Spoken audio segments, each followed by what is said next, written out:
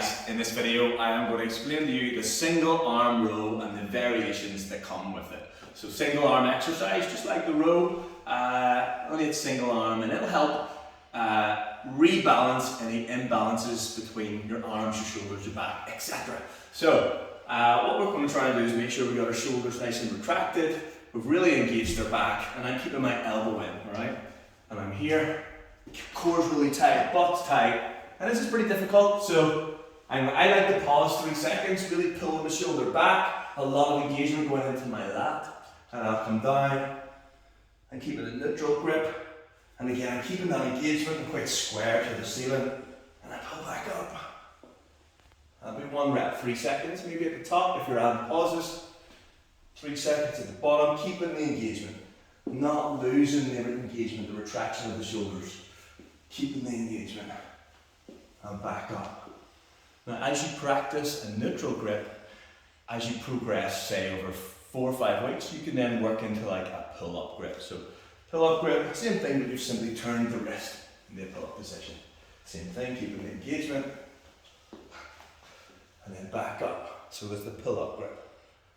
Now, again, you can progress from that and work into a chin-up grip. So chin-up grip, you're going to rotate. You're going to rotate the movement. So let's say I started neutral, and as I pull up, I rotate, and my palm's now facing towards me. And I can rotate all the way down, and then rotate back up. So I'm rotating right through the movement. Now don't try and practice all those at once, really focus and get one really good.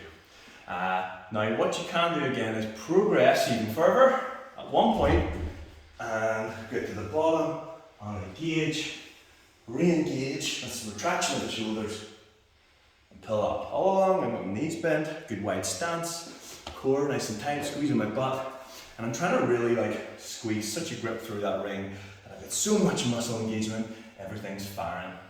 Now that move can progress into other movements, all single arm, where maybe we have our elbow slightly flared out. Okay, slightly flared out. Whoa. And that's going to hit into the middle of my traps a bit more, while in is more into the lat, down the side. Out slightly, instead of in. Just a slight movement.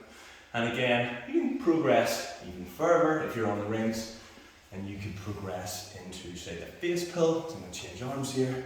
Same sort of thing here. Face pull. Back down. Up here. Before you would do single arm on these movements, you would be generally comfortable at doing it with both arms, so you'll know the movement. Overhead pull. Again, just different pull movements. Overhead. I like the crucifix pull, so I pull up here. Quite difficult. Let's push out. And maybe pause, retraction. Quite difficult, but then coming down is really hard. Nice and slow. Pull up hard. Push out. At this point, you don't feel like you're doing anything, but then try and stick it. So we had face pull, we had crucifix pull, we had the overhead pull, elbow in, elbow flared, and there's one more, there's the hero pull, which same sort of thing. Instead of the face pull, you shoot your arm up in this position and you lock it out. So that's hero. One arm hero. Back up here.